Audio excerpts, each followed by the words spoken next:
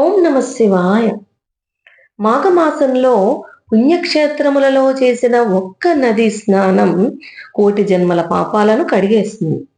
అలాగే శివుడు బ్రహ్మ మధ్య యుద్ధం, బ్రహ్మతల నరికిన శివుడు కపాలధారణంతో లోకంలో సంచరించి చివరకు లింగతత్వంగా అవతరించిన ఈ శివ మహిమను ఈ రోజు మనము ఈ 26వ అధ్యాయం పుణ్యక్షేత్రంలో నది స్నానంలో చెప్పుకుందాం. మరి ఈ అధ్యాయంలోకి వెళ్ళిపోదామా? మరి వశిష్ఠ మహర్షి ఈ విధముగా అనేక పుణ్యపురుషుల వృత్తాంతాలను, మాఘమాస స్నాన మహిమను దిలీప్ మహారాజుకు వివరిస్తూ ఉంటాడనమాట. వివరించంగా అప్పుడు ఆ దిలీప్ మహారాజు ఇంకా ఏమంటున్నాడు, వశిష్ఠ మహర్షి మీ కృప వలన అనేక వృత్తాంతాలను తెలుసుకుని కృతార్థుడనయ్యాను. కానీ మరొక సంశయం కూడా ఉంది నాకు. అదేంటంటే మాఘమాసమందు ఏ తీర్థాలు దర్శించాలో సెలవేయండి అని చెప్పి వినమ్రంగా కోరతాడు వశిష్ఠుల వారిని. అప్పుడు వశిష్ఠుల వారిని మళ్ళా ఇట్లా చెప్తున్నారు, దిలీప్ మహారాజా, మాఘ స్నానాలు చేయటి ఆసక్తి గల వారులకు ముఖ్యమగు తీర్థ మహిమల గురించి వివరిస్తాను, శ్రద్ధగా విను. మాఘమాసములలో నదీ స్నానము ముఖ్యమైనది. మాఘ స్నానములు చేయలేక తీర్థములు సేవించినా చాలునని అనుకునుట అవివేకము. ఎట్లా అంటే మాఘమాసంలో ఏ నదిలోని నీరైనను గంగ నీటితో సమానము. అందుచేత మాఘమాసంలో నదీ స్నానము సర్వపాపహరమైనది, అవశ్యమైనది కూడా. అలాగే ప్రయాగ అతి ముఖ్యమైన క్షేత్రం. ఈ భరతఖండములలో అతి ప్రధానమైన గంగా నది సముద్రములో కలియ చోట మాఘస్నానం ఆచరించిన 7 జన్మల్లోని పాపాలు సైతం హరిస్తాయి.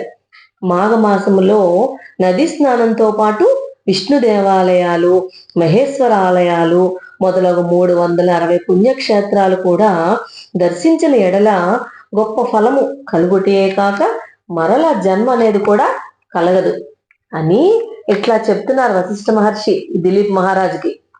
ఇంకా ఏం చెప్తున్నారు, ఇక్కడ త్రయంబకం అని ఒక ముఖ్య క్షేత్రం గలదు. ఇది పడమటి కనుమల మధ్య దగ్గర ఉంది. అచ్చటనే పవిత్ర గోదావరి నది ఉద్భవించింది.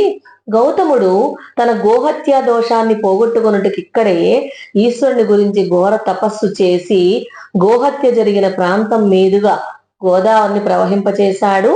కావున మాఘమాసములో గోదావరి యందు స్నానము చేసిన ఎడల తక్షణమే సకల పాపాలు హరించిపోటియే కాక ఇహమందు పరమందు కూడా సుఖపడతారు. మన దేశంలో ఎన్నో నదులున్నాయి. ప్రతి నదీ తీరమున ఎన్నో క్షేత్రాలున్నాయి. ఆ నదులలో మహానదులు, పుణ్య నదులు ముఖ్యమైనవి. అవి 100కు పైగా ఉంటాయి. అటువంటి కొన్ని పేర్లైనా కనీసం స్మరించినచో ఆ నదీ తీరాలలోనున్న క్షేత్ర దేవతలు కూడా స్మరించినట్లే అవుతుంది. అందుకని కొన్ని ప్రధానమైన నదుల పేర్లను మనము గుర్తు చేసుకుందాము అని వశిష్ఠ మహర్షి దిలీప్ మహారాజ్తో చెప్తున్నాడు. ఏంటండి ఆ నదుల పేర్లు?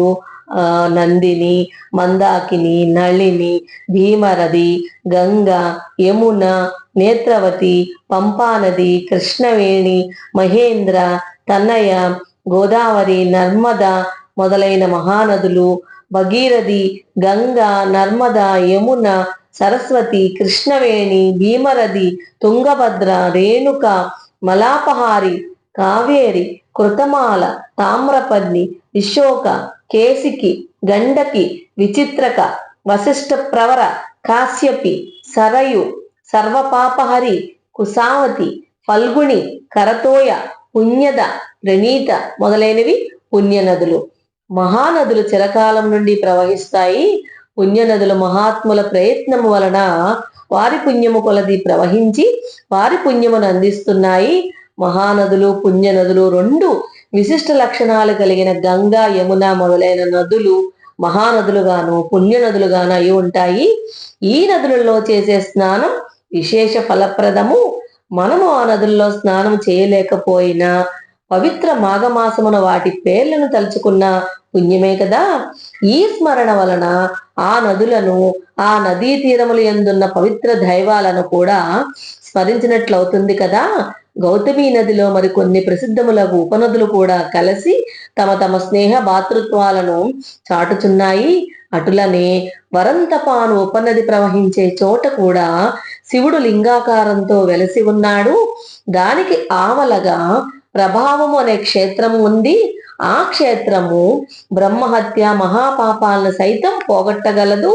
ఇందుకు ఒక వృత్తాంతం కూడా ఉంది, చెప్తాను, సావధానుడివే ఆలకింపు అని వశిష్ఠ మహర్షి ఈ దిలీప్ మహారాజుతో చెప్తున్నాడన్నమాట.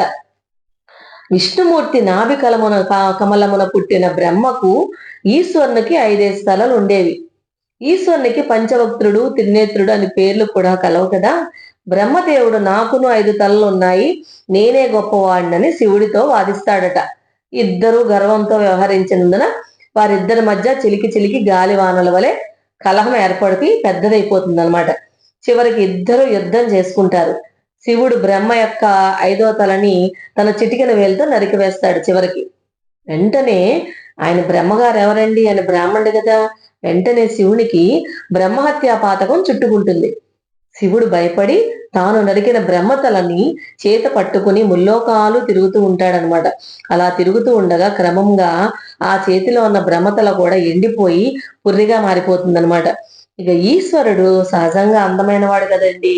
అతడు భిక్షాంతానికి వచ్చి భిక్షాందేహి అని అందరి దగ్గర వెళ్తున్నప్పుడు ఆ గృహిణులు ఆ భిక్ష పట్టుకుని ఆ గుమ్మం కడకు రాగా ఆ శివుడు జగన్మోహాకారాన్ని చూసి మోహితులైపోయి ఆ భిక్ష వేసి వాళ్ళంతా కూడా ఆ శివుని వంటి వెళ్ళిపోతూ ఉండేవారట.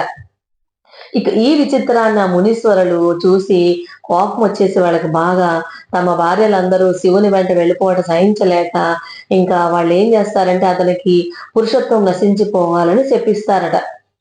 అప్పుడు ఇంకా ఈశ్వరుడు చేసేదేం లేక ఆ కింద పడిపోయిన ఆ లింగమునందే ఐక్యమైపోతాడట.